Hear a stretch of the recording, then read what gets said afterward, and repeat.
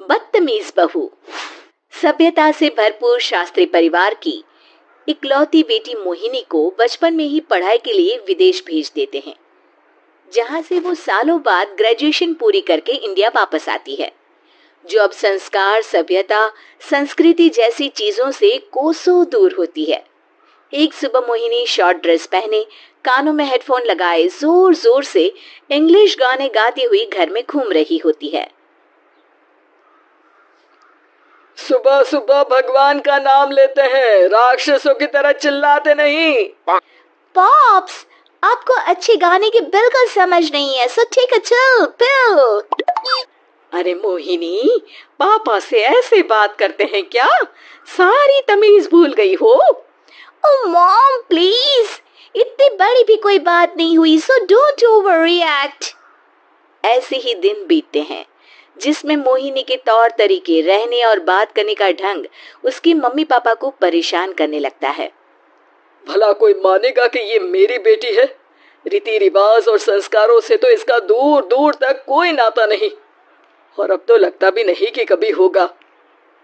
अरे ऐसे कैसे नहीं होगा? लड़कियां सारे नखरे अपने माँ बाप को ही दिखाती है। ससुराल जाकर उन्हें सब कुछ करना भी पड़ता है और मानना भी। पत्नी की बात शास्त्री जी समझ जाते हैं और कुछ ही दिनों में अपने से भी ज्यादा धार्मिक परिवार में निखिल के साथ मोहिनी का रिश्ता पक्का कर देते हैं। रिश्ता तो पक्का कर दिया, पर यहाँ मोहिनी को कैसे मनाएंगे? शादी ब्याह के मामले में आटे में नमक जितना झूठ तो चलता है जी। इसी तरह एक के बाद एक तिकड़म लगाते हुए दोनों मिलकर मोहिनी को शादी के लिए तैयार कर लेते हैं और मोहिनी निखिल की शादी हो जाती है, जिसके अगले दिन से ही मोहिनी दोबारा अपने पूरे अवतार में शॉर्ट ड्रेस पहनकर घर में घूमने लगती है। बहू को ऐसे देख सास की आंखें फटी की फटी रह जाती हैं। अरे ये क्या बेशर्मी है, हमारे घर की लड़कियां जींस तक नहीं पहनती और तुम बहू होकर इतने छोटे कपड़े पहनकर पूरे घर में घूम रही हो।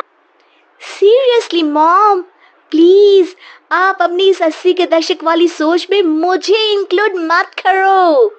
हाय तौबा, एक तो बेशर्मी दिखाती है, ऊपर से सास के साथ जुबान भी लड़ाती है।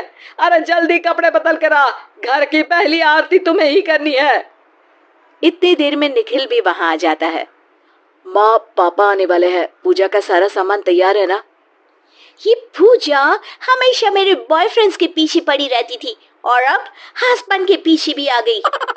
मोहिनी की बातें सुन सास तो अपना सिर पकड़ लेती है, लेकिन निखिल किसी न किसी तरह उसे पूजा के लिए कन्विंस करके कपड़े चेंज करने के लिए भेज देता है, जिस पर पूजा खत्म होने के बाद वो एक बार फिर अपनी शॉर्ट ड्रेस में आ जाती है।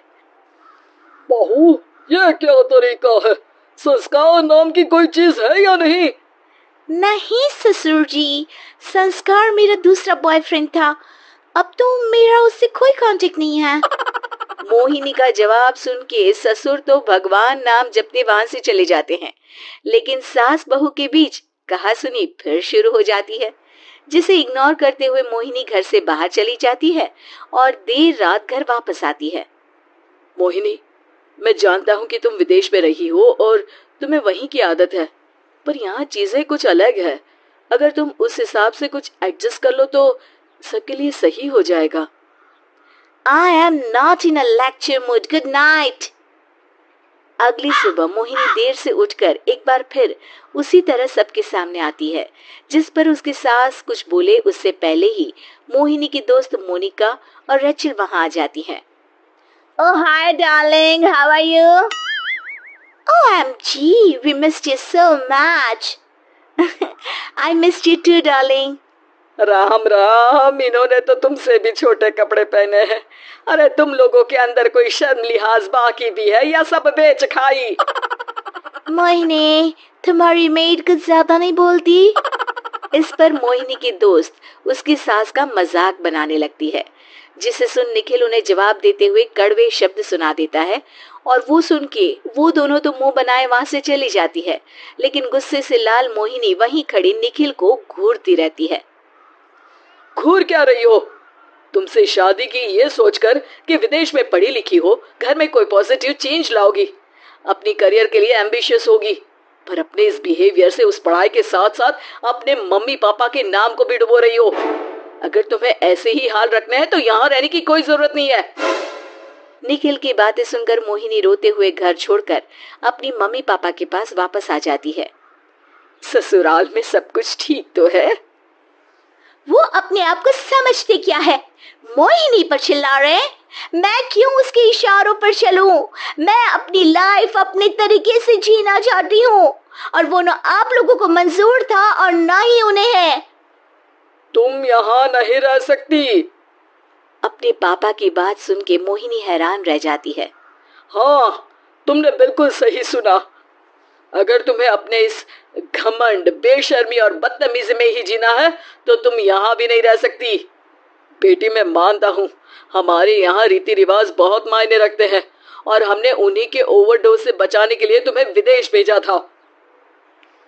एक लड़की जो शादी करके घर और बच्चे संभालती है, उससे तुम अपने आप को ज्यादा समझ सको इसके लिए भेजा था। तुम उससे ज्यादा समझो और बनो, पर तुम तो किसी दूसरी ही ट्रेन में चढ़ गई बेटा। उसके मम्मी पापा बहुत देर तक मोहिनी को सारी बातें समझाते हैं, जिन्हें सुनकर मोहिनी को अपनी गलती का एहसास होता है। वो जॉब ज्वाइन कर लेती है और ससुराल वापस आकर उन्हें मॉडर्न बनाती है और खुद भी कुछ रिवाज सीखते हुए खुशी से रहने लगती है।